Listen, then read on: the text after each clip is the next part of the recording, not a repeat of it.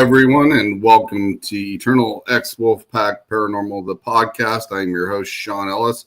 Tonight, we have a special episode, and we will be talking with a new author of a book, The Bug's Life Before the Mafia. And her name is Pam Harris. But before we get to her, I'm going to introduce my co-host. She is the producer and powerhouse of All Access Network Television, Miss Gwen John. Hey, how are you doing? I'm doing fine. How are you tonight? I'm good. This is going to be a good book. Pam's a friend of ours, and she's been on our, I think both of our, well, some of my shows, but I know she's definitely been on yours. Yeah, she's been on quite a few of my shows, and I used to co-host with her on her show, Serene Divine, as well. And now she's an up-and-coming author. That's pretty amazing that she's picked out this book and wrote it, and now it's hitting number one for the charts right now. So, and I'm kind of glad we got the exclusive in on it. So, I know. I think it's awesome. How about we introduce her tonight? Because we are burning the candle late tonight, and she is somewhat of a night owl. So let's introduce Pam Harris. Hi. Hey, Pam. Hey, Pam. Thank you. All those nice things you said, you might take those back by the end of the show. No. Why would I want to do that? You never know. So yeah. You mentioned that we did a lot of shows together, Sean, and this book kind of has taken over my time along with some other life things, and but you've been very understanding, and I appreciate it. Yeah, no problem. I mean, I heard you were going to do it there a while back, and I know you've been working hard on getting it wrote and taking time with your family and doing some looking in on what you're going to put into this book and research on it as well. And you've done a lot of hard work on it as well. So yeah, it's been a very long journey. Our dad started this many years ago, and he's been gone 27 years. And so,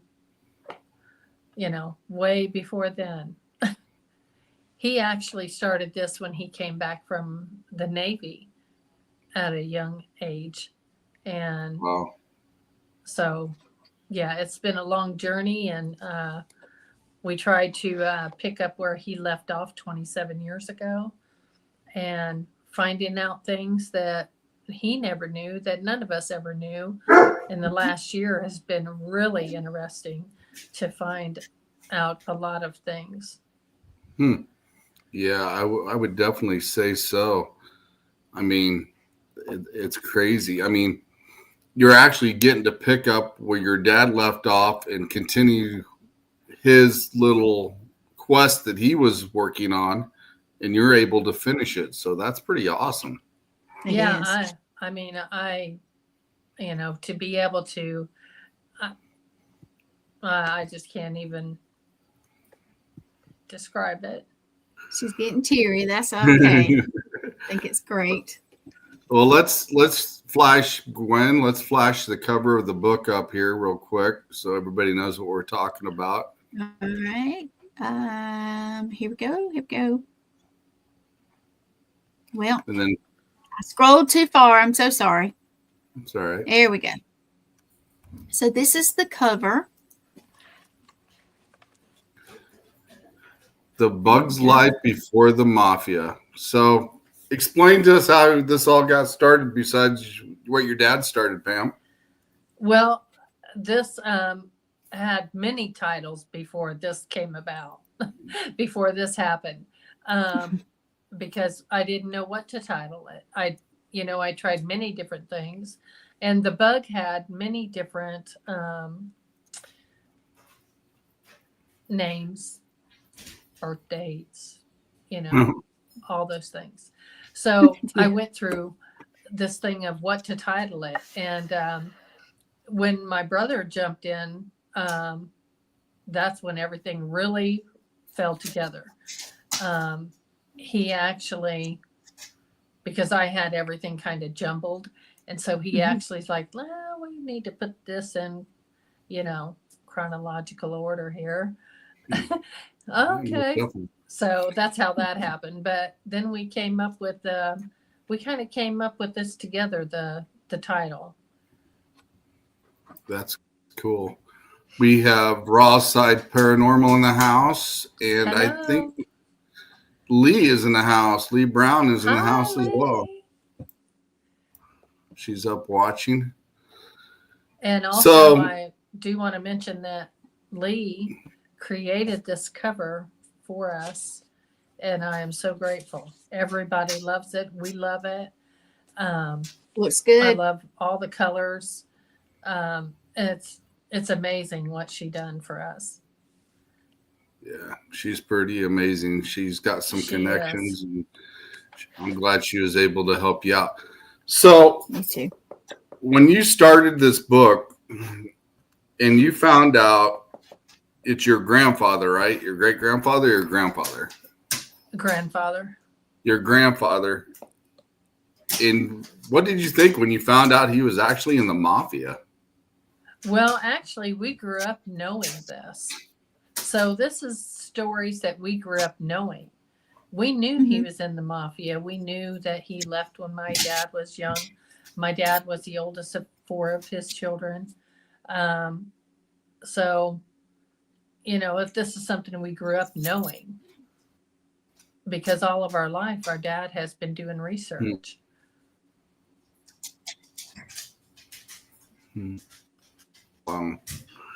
Is there anything they noticed that he did different when you started reading through some of the stuff that your dad had written down? Actually, my dad, I have his original copy that he hand wrote, but he then took that hand copy, and it's a family history that was given to all 8 of us kids, and it was typed out. And, he said, this is your history, and I hope that you continue to fill this out and, keep it going. So that was his start, where he started from the very beginning.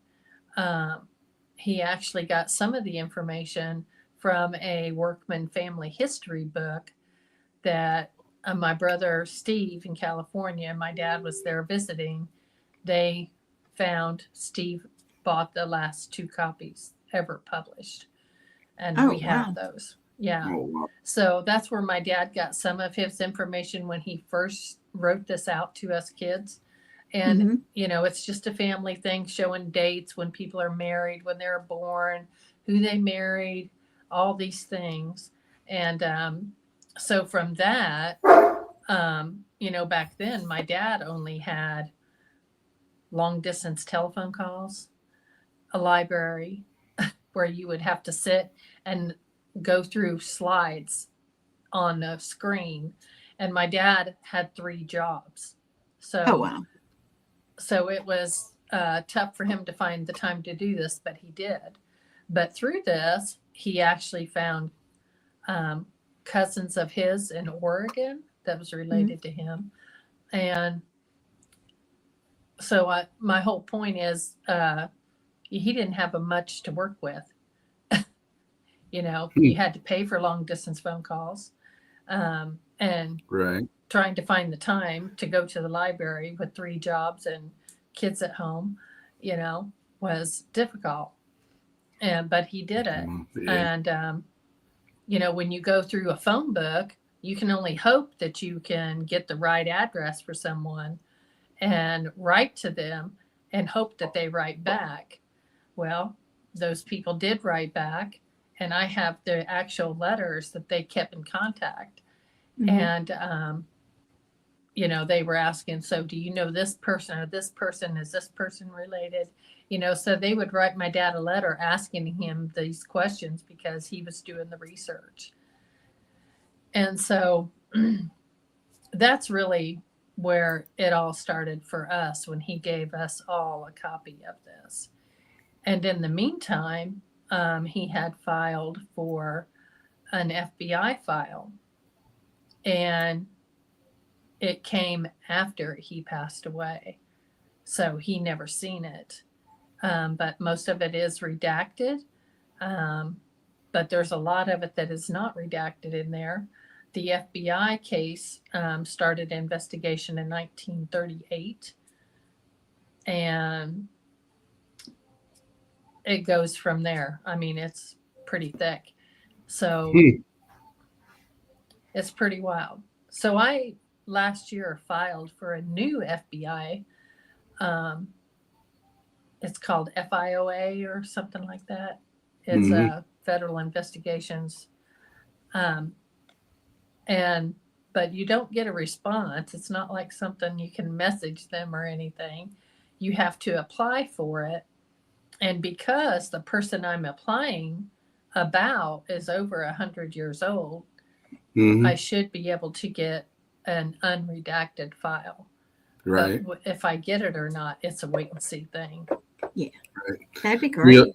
We also, joining us tonight, we have Thomas Patrick Gormley, and Hey, Lori Thomas. Bragg is in the house. Hi. And thank you for sharing out Raw's Side Paranormal. Yes. Raw's Side Paranormal. Thank you for sharing out as well. Yeah, that's crazy. I mean, when you started reading into this stuff, and I mean, you said you knew about it when you were growing up that he was in the mob, but when you started reading some of the stuff that your father actually wrote down and took notes of, what was going through your head at the time? Well, I got my copy in the mail that he typed out. So it was after he passed away that I got the original handwritten set. He always used a legal pad, so it's all on legal pad. My thought is what a dedication he had, because he went through things, like phone books, and I mean, that's all he had. They didn't have internet then. This was way before internet, Right. Cell phones, or anything. So that would have been a struggle for me, because if it wasn't for the internet, and if it wasn't for genealogy libraries, and Fort Wayne, Indiana has one of the largest in the United States, a genealogy program. And that was not there when my dad was going to the library. So all these things make a huge difference.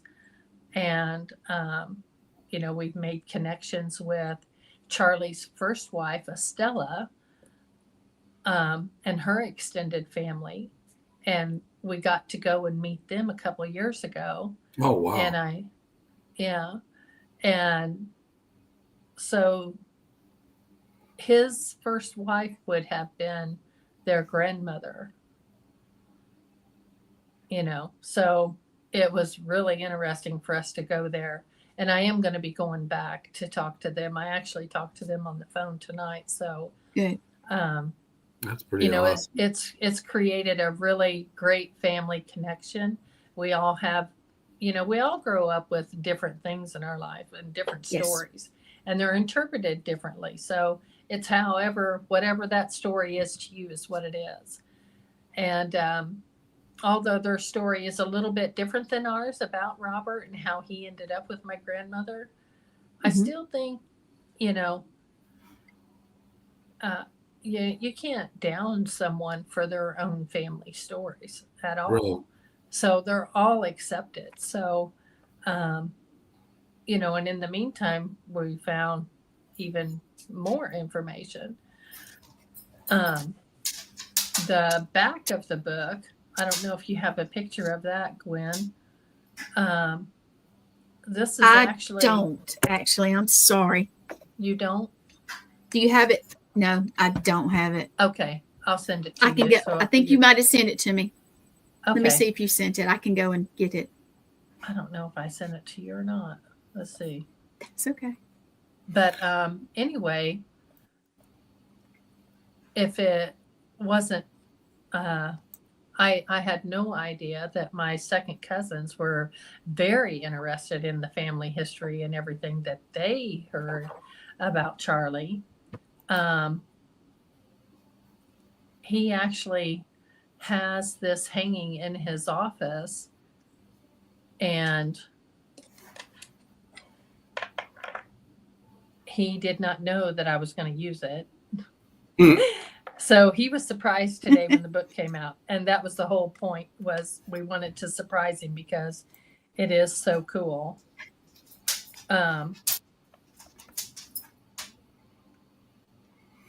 Like to welcome Chris O'Cooley in the house. Hi. Okay, so I just sent you that picture. And then I'm going to try to send you another one too, Gwen, without the words on it. My cousin actually has this old 41 door hanging in his office. And he took Charlie's picture and put his picture in the door to make it look like he was driving it. Right. And so I thought it was so cool that we had to use it, because it has, yeah, it does look like he's driving it. And right above the door handle, it says Murder Inc. Incorporated, which I think is really cool, because that's the Mafia that he was in. So that's where I got the back of the book, is from our second cousin. I was thrilled to death to use it. And I'm glad that he was surprised to see it today. Yeah, that's definitely pretty cool when somebody does that, especially being that time and era, being in the Mafia, and then having, I'm assuming it's a car door, right? That he was, that they used. Truck door. It's a truck door. Like a truck door from that era, right? Right. And had his picture on it. That would be actually kind of neat to. Yeah, because the reason why he got a 41 is because Charlie went to prison in 41. Oh. So there's a meaning behind all these things. That's kind of a. You know, I had no idea that I had cousins that was interested in this story about Charlie, but they've always been interested in it. I never knew that until I got to talk to them. And that's how I got that picture. So I was happy to be able to use it and include other family members in this book. Right. How much have you actually dug into it since where your father left off? Well, quite a bit, actually. We've learned a lot. I found out that my grandmother was actually married at the age of 18. And we never knew that. She also had a child at that time that passed away. We did not know that either. The other thing is my dad's sister. This is something that no one knew that I know of yet. She was actually a twin. The twin died. And I have the death certificate for that baby. Right. And so none of us ever knew that our aunt was a twin ever. It was never mentioned. There's, quite a few things that we always thought that our grandmother had Charlie declared dead. That was not true. She actually had to file for divorce. I found the divorce decree online, the actual document she had to fill out, the newspaper clipping. And then when she was granted a divorce, back then you couldn't just get a divorce because you wanted one. Right. And it didn't happen overnight either. Right. And you had to have a sane reason for that divorce. Well, these people were smart. So I think that she didn't know what to put in it. So she put in her divorce decree what Charlie put in his first divorce decree, the same exact thing. She didn't know what to put, so she put what he put in his first divorce. Wow. So that was pretty wild. Pretty wild. We have Tracy Lynn in the house. She's joined us. Thank you, everybody, for stopping in. We are talking to Pam Harris, the author of The Bug's Life Before the Mafia. It's a book that just come out that she's wrote. And we were talking about some of the stuff that is in the book as well. Did you happen to get that picture, Gwen?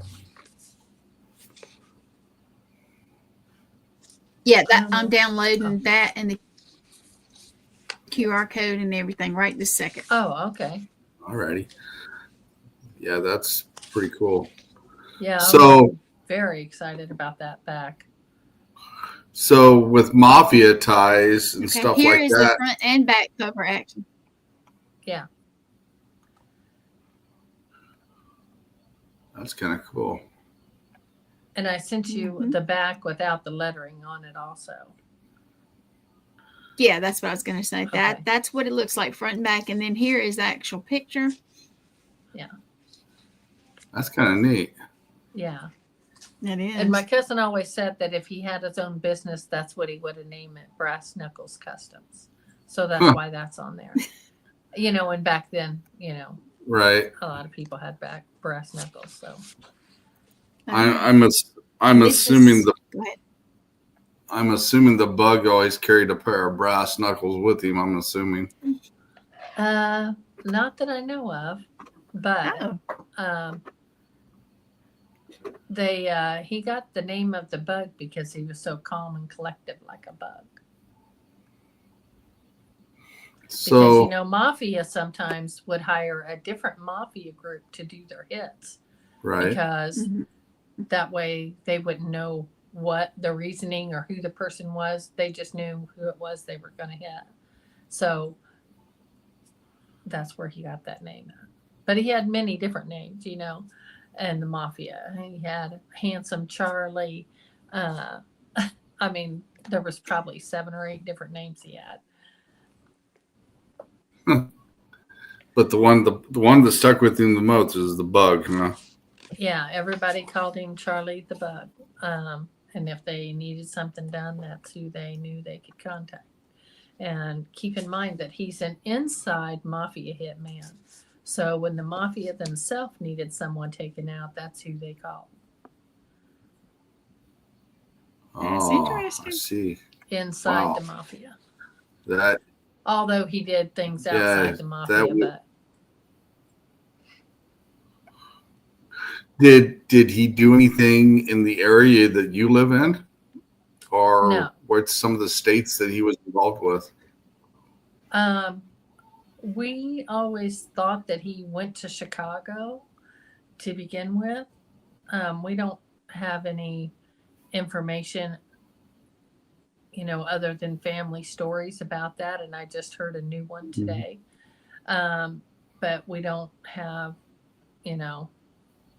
it is believed that he worked for Al Capone, and when Al Capone was getting ready to get in trouble for tax evasion, that he ended up going to New York because, you didn't want to be tied up with someone who's in trouble. But I don't know that at the time Al Capone got those kind of charges that Charlie would have been there at that time. But, that's not something we're definite about or, have information about Chicago. Interesting that he was kind of linked to Capone as well, or around with Capone. Yeah. The other thing I want to mention is it makes sense that he would be in Chicago because there's a straight highway to go to Chicago from Fort Wayne. And so the story that my dad tells about seeing a car down the street while they're outside playing would make sense because he couldn't be seen, so he would watch from afar when he could. And then we also heard the story we had not heard before about having money in an envelope in the mailbox. So, oh wow, that confirmed to us that he wanted to do what he could when he could. So you think when he left, he was doing it to protect the family and not be around? I think that my own personal thing is I think that Charlie went to Chicago initially, and realized that he was in too far, and realized that when you try to get out of something like that, it can be very dangerous because your whole family's on the line.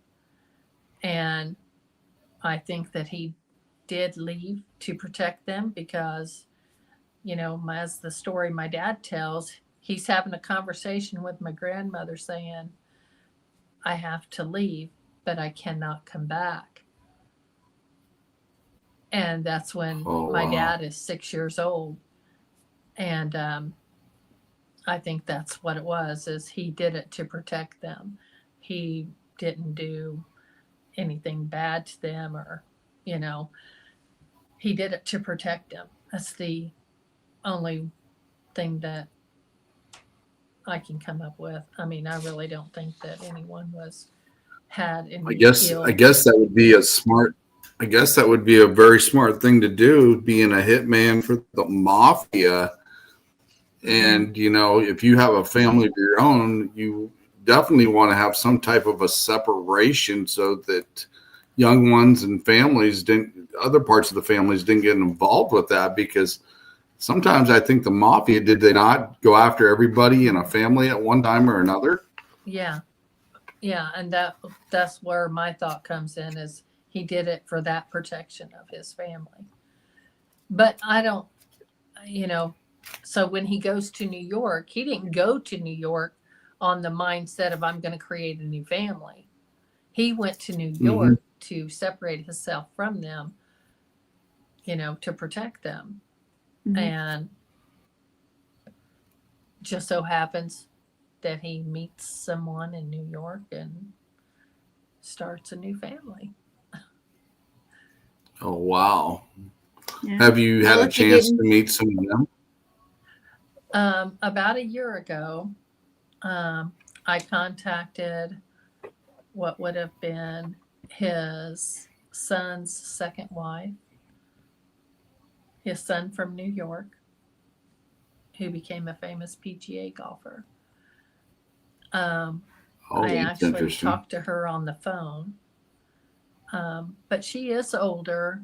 I had no idea who I was calling. I just picked the youngest person on this list of phone numbers, and it was her. And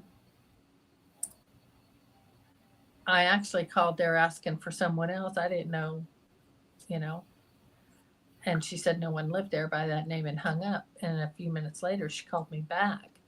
And I almost didn't answer the phone, because if I don't know the number, I'm not going to answer it. Right. But then I realized that's the number I just called. So I answered it, and she said, honey, did you just call this number? And I was like, I did. Yes, I did. And so she asked me who I was looking for, and I told her, and she said, why? And I said, well, I kind of think we're related, so I'm just, trying to figure it out. And I gave her a little short story, and she said it was very intriguing, and that she would talk to the kids and see if they would agree if they wanted to talk to me, or if they would let her talk to me. And she called me the next day and said that they said no, which I wasn't surprised, because they said the dates don't match. Well, the dates don't match because he gave a different birth date when he got there. Right. So, Wow.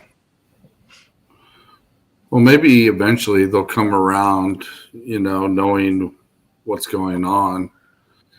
And the interest that you have about your grandfather, maybe they will come around and give you more information about that eventually. So that would be something this story that is in this book has never been told. So I'm sure that they've never heard it. I'm sure there's a lot of people that's never heard it, never known it, never anything. So this is the first time for this information to come out about our family and his first family. So there was 2 families in Indiana that he leaves and goes to New York. So before he goes to New York. So. And you said he started another one there too, didn't he? Yeah. So he has 3 families. Yeah. Wow. That's a but, that's a you know, lot. when you are trying to, when you leave to become someone else, I mean, you don't have to have proof of who you are back then. So you don't have to have a driver's license. He didn't have a driver's license. He didn't have a birth certificate because they didn't have birth certificates when he was born. So back then it was like going to the bank. Someone would give a note and say, this person is trustworthy. You can trust them because I know them. They would take a note at the bank and you'd get money and you'd pay it back. Same thing. Right. That's how I see it. He didn't have to prove who he was. But here's the catchy part.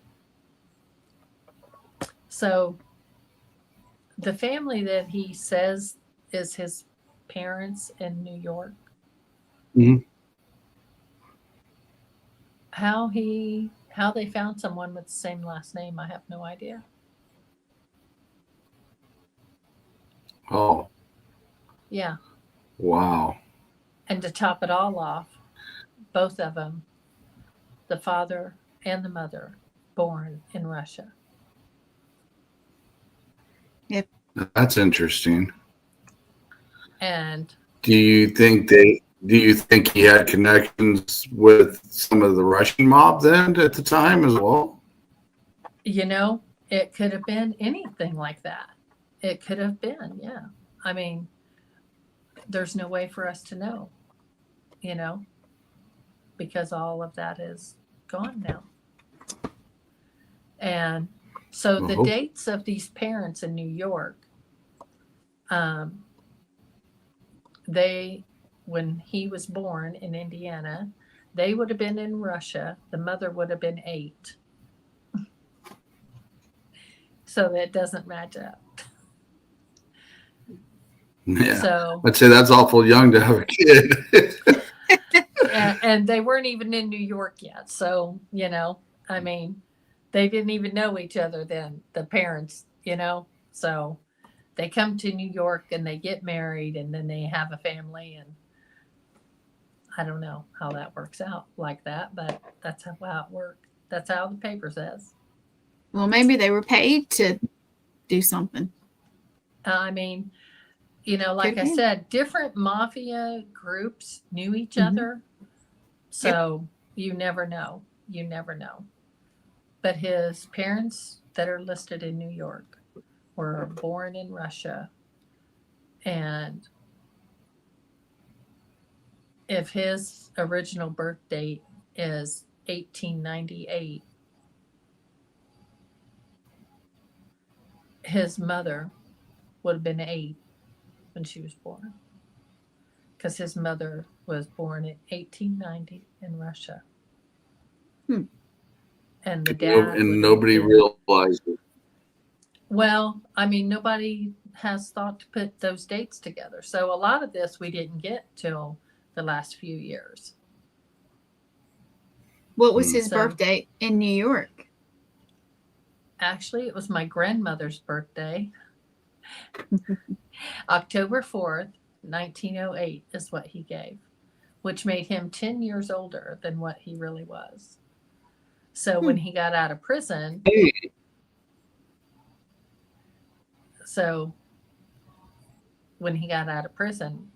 was, the dates don't match either, but Right. They say he was born in 1908. Okay. We'll go with it. Wow. But I can tell you that he wasn't. Yeah. Yeah. Well, it would definitely be easier back then during that time, or because they used to make counterfeit a lot of stuff back in the day, driver's license and birth certificates, and they even dabbled in the money, which I'm sure they've had plates that were counterfeit plates for at the time, and was doing money laundering and stuff with the mafia as well. But to be able to do that, yeah, you could disappear pretty easy back in the day if you really thought exactly. about it. I mean, you could disappear back then because you didn't have to prove who you were or where you came from, where you born.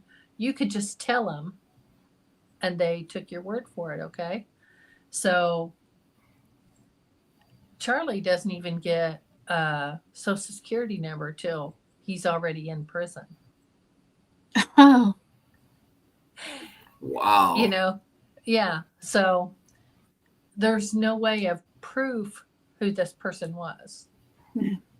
He didn't have to prove himself. There wasn't anything like that back in them days.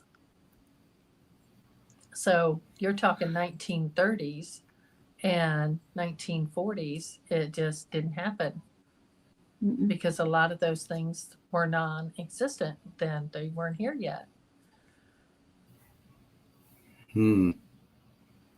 Yeah. I've heard this story from Pam also before, but there are some, so I'm not shocked, but I mean, think about it. Back then you could just do whatever. They could have paid somebody to say, this is my child. Yeah. But he did protect you guys. So yeah, I mean, he protected the family here. So we honestly feel like, he left for a good reason. Yeah. And, he did it for protection. Hi, Raymond. Hey, Raymond. Hey, Richard. Yeah, Raymond Newsom is in the house. And Richard Johnson just came in. Thanks for stopping in, guys. Yeah. We are talking with Pam Harris, the author of The Bug's Life Before the Mafia. Here you go. Let me show you. It just hit like number one. Yep. There it is. This is what we're talking about, this book. Pam's done a lot of work on this book, her and her brother and stuff. And it's finally been released, and it's hit the top new release in criminology on Amazon. That's so cool. That's pretty awesome. That's so amazing. So amazing. Yeah, that is awesome. Show a picture of that door. Yeah, this is the QR code to go buy it, Pam. Is that right? Yeah, that's it. Okay. So there's that. Yeah, let me show you the door.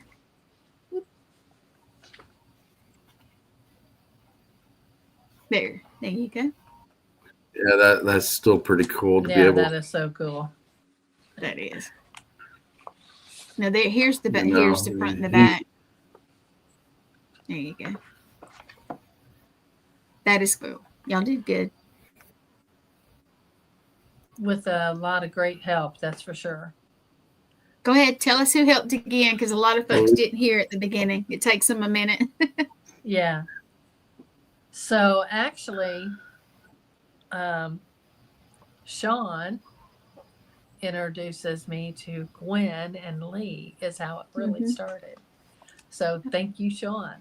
And thank you, Gwen.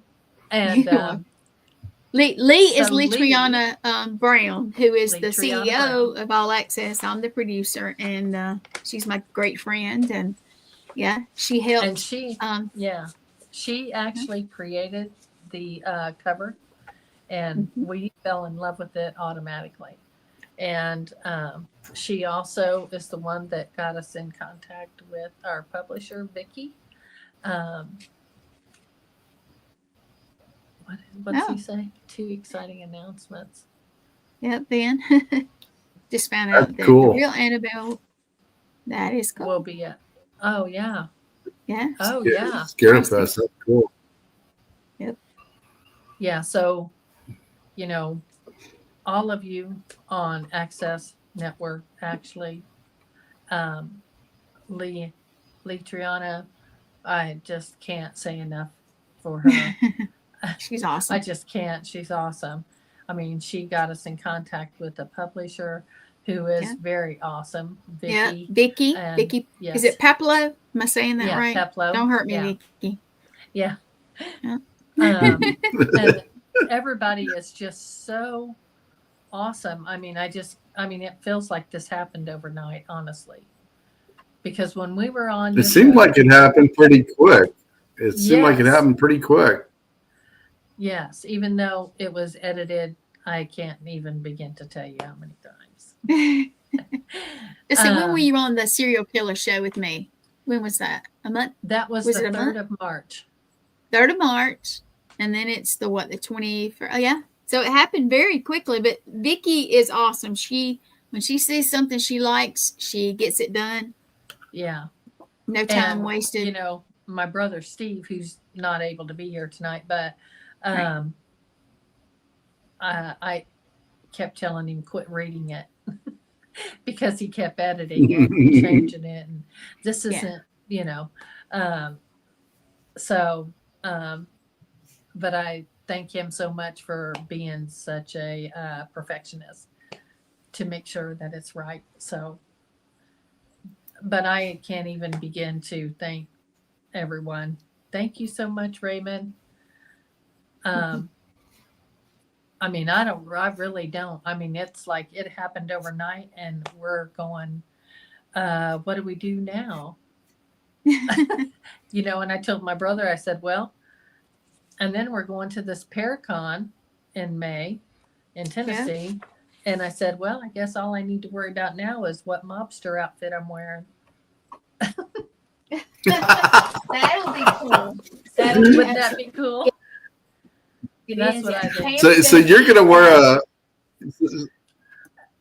she's gonna wear a dress. Are you gonna wear a? Oh no! Yep, pinstripe dress suit. No, it's a that would be cool. It's a black and white suit with a hat. So you can't. A fedora, or isn't that what it is? That'd be cool. Yeah. Yeah, that would be cool. She is going to be at was it Shadows and Spirits or Spirits? Which one is it, Pam? Spirits and Shadows. Don't hurt me, Mark. Yeah, Mark. Spirits and Shadows Paracon. Yeah. I get it turned around, but that's going to be on May 3rd in Tennessee. Mm-hmm. Right. Pam's going to be there for people who want her to autograph a book. I know she'll have some there. Yeah. That's what we're going for. Yeah. There you go. Yeah. So it's happened overnight. And, you know, honestly, we can't thank any of you enough. We never expected something like this. So we're excited. And it's I hope it sells. Definitely awesome, Mom. Yeah. I hope it sells a lot. It's good for us to have extended family to be excited about it also. So. I gotta say that's pretty awesome, and like I said, you know, it helps to know people and have links and to get things rolling. And when it does, it just blasts off, and you know, I think that's just amazing. You know, the fact that I was able to help you connect with certain people, and everything just fell in place, and that's awesome. That. You know, congratulations. That's thank you. An amazing little feat there. So, so are we going to be able to look for? Are we going to be looking for other books in the future as well? They're nudging me. I don't know. I don't know. Well, you know, there's a little part in the book if you read it. It's done for now. I don't know. Well, just think you might have relatives that come with more stories, and you can add to it. Mm-hmm. Yeah. Yeah. And you may get more pictures along the way and add them as well. Right. I did want to talk a little bit about Charlie's first marriage. He got married in 1917, I think it is, to his first wife, Estella. They had one son whose name was Robert. And pretty funny story. So this is my dad's half brother. And so my dad and Robert, his half brother, and another brother of my dad's, they all go into the Navy. In 49, Robert, which is Charlie's first son, drowned in a boating accident. He was an avid swimmer in the Navy and had actual awards for swimming. But he drowned in a lake, him and a friend. Pretty curious. It's always been very curious for the family. That's strange. Mm-hmm. Yes. That is kind of strange. Could that possibly been a cover up for him to go into hiding as well? You know, I don't think so because it was so many years later. But for an avid Navy person, avid swimmer, to hit his head on the end of a boat and drown does not sound right. And his friend was there is things called freak accidents that just happened out of the blue.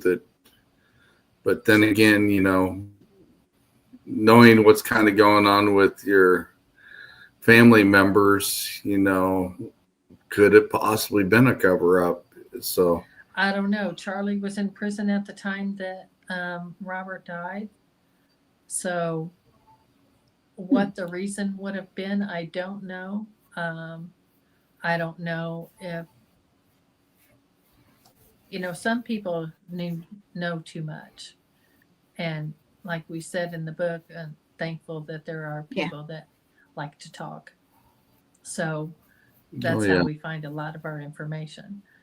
But what that was really about, I don't know if we'll ever figure that out, because that is probably one of the most mysterious things about this.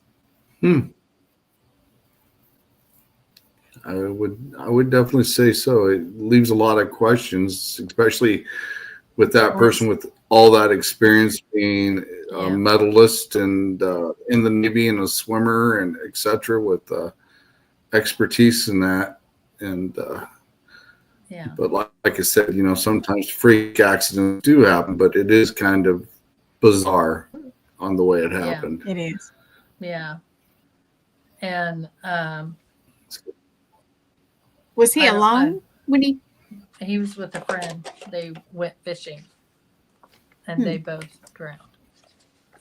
And if you don't mind, I want to take a minute to talk about one part of the book that my brother in California, Steve, had made an arrangements for a reading with Michael and Marty Perry. And as you know, Michael is a medium. He reads, and his wife draws as he reads. And this was back in 22, I believe. Steve and his wife and my oldest sister was there for a reading. And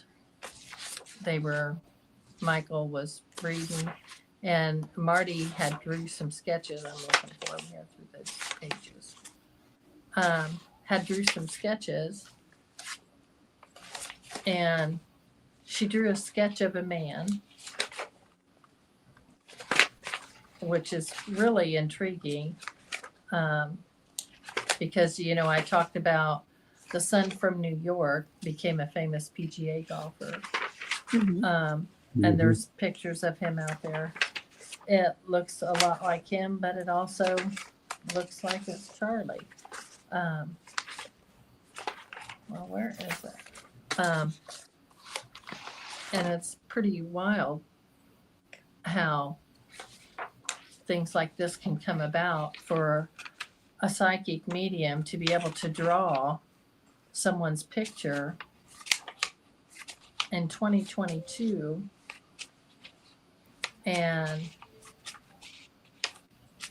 for that person who would have passed away in 2019 is when his son passed away. Charlie actually passed away in 1979, January 24th. And let me see. I'm flipping through here. I don't see it.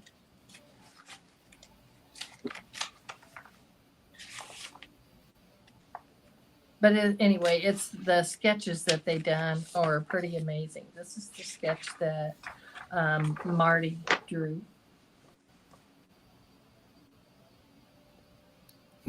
That's pretty cool. Mm-hmm. Pretty accurate. If you check out the book, you'll see what I mean. And then she also drew this sketch, which has a car lot on it and something that looks like a cotton candy to me. Can you raise it up just a little bit? There you go. Can you see It the looks car like lot? a tree or Yeah. Yeah, it looks like, There you go. Car lot, tree, panda. yeah, panda bear. And then there's above the panda bear, there's like a sketch of someone running. Okay, I do see that. Yeah. Okay, so this is what she drew. I should have got out the original ones before I got on here. But Charlie actually owned a car lot in New York City. So I don't really know, but throughout the stories, I believe that they used that car lot as a cover up for his money. That would make sense to me. Yes. Well, that would be quite possible. Yes. Definitely quite possible. And also Definitely the story of him being in Chicago, he was a mechanic. So it's all connected to car lot. You know what I mean? Yeah. I'm not sure what all of these little sketches on this piece of paper mean, but it sure does make a lot of sense in the book to me for all of those sketches. Yeah. But I just wanted to mention Michael and Marty Perry also wrote the foreword for our book. And they are the ones that did the sketches. So that was pretty amazing in itself. And then, come May 3rd, they are going to be at the Paracon also. Yes. And I'll be able to meet them. I mean, what a full circle that is. That'll be cool. Wow. So cool. So cool. I'm so excited. So excited. That's awesome. Well, Pam, we are at the top of the hour here. We got about 5 minutes left. Anything you'd like to shout out and say before we set you backstage? Check out the book on Amazon. It's available on Kindle, Audible, and paperback.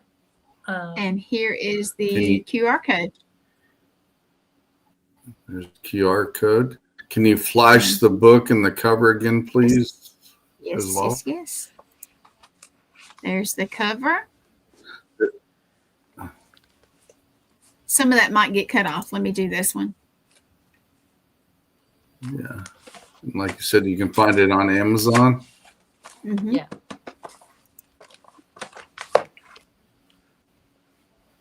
There's the front and back. Congratulations, Pam. Thank you so much. That's awesome. Gwen. Thank you so much. Yeah. Thank you, Pam. And thank you for letting us have kind of the exclusive on this since the book got released. Yes. I appreciate that. That's pretty cool. Like I said, I appreciate it. congratulations. Thank you. I know you've been doing a lot of hard work on it, and like I said, congratulations that it's hit #1 for the criminology part of it, and that's great. So Awesome. I might have to get it. You might have to send me a copy with signed by the author, though.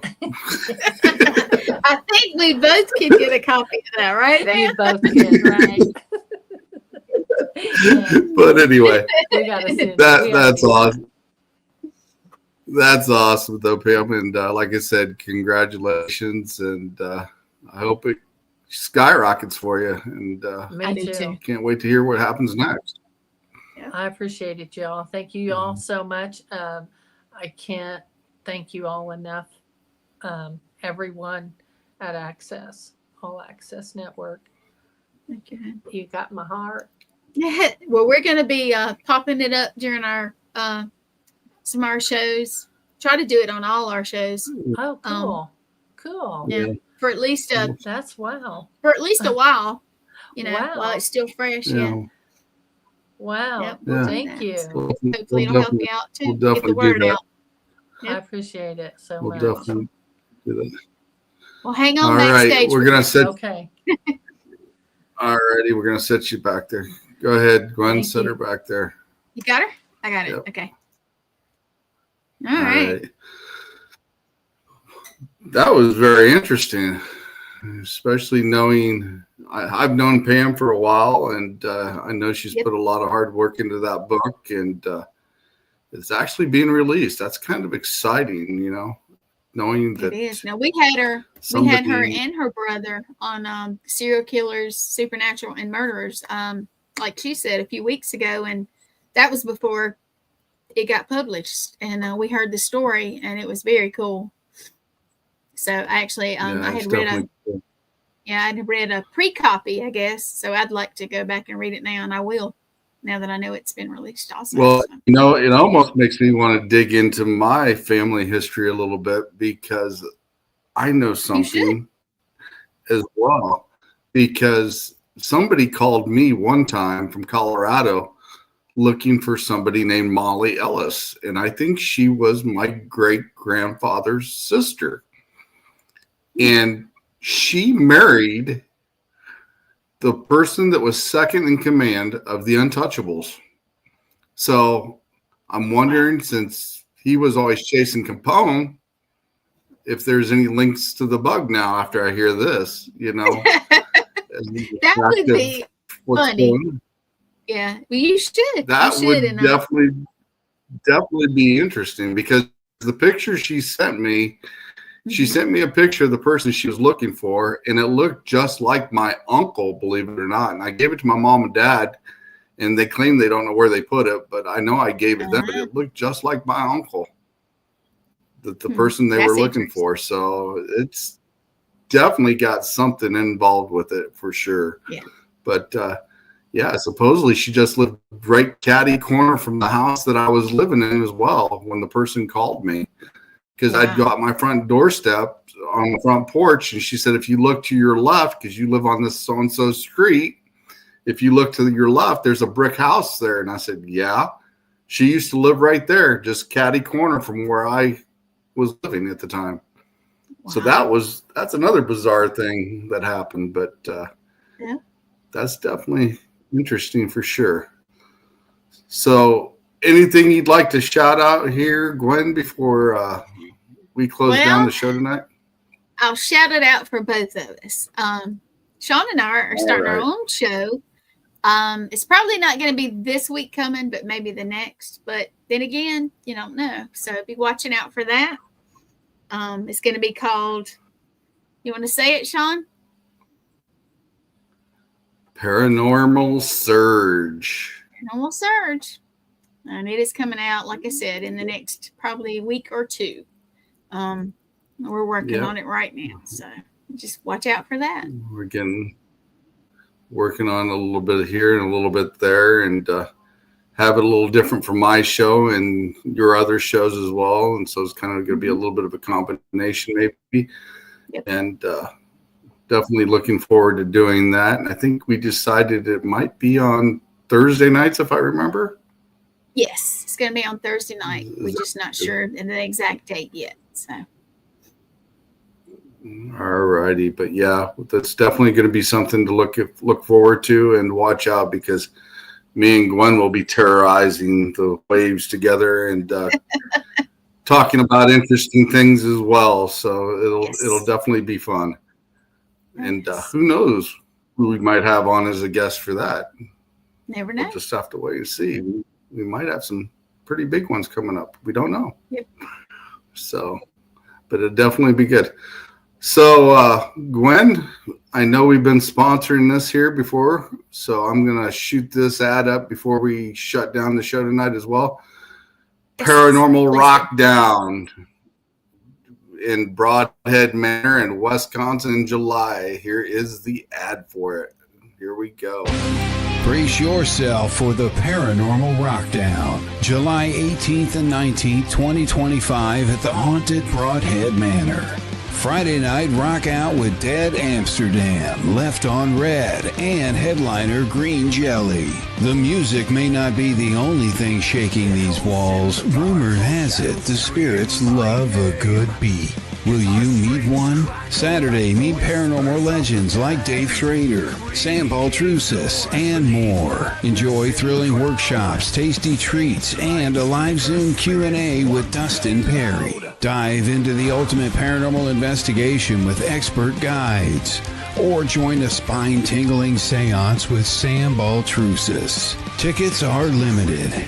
Get yours now for an unforgettable weekend of music, mystery, and chills. Yeah, that's definitely going to be the place to go check out in Broadhead Manor, especially with the Paranormal Rockdown in July. I will be there. I will be in the crowd wandering as well. And if I'm not mistaken, the one that says All Access Television Network is our stuff on your thing here, right? We're going to fly that one too, right? One that says All Access Network Television. Let me make sure it's the right one. We need to fly. I think it says... Right, it's the 137. Yeah. Alrighty, we're going to fly that as well before we end the show. Here we go.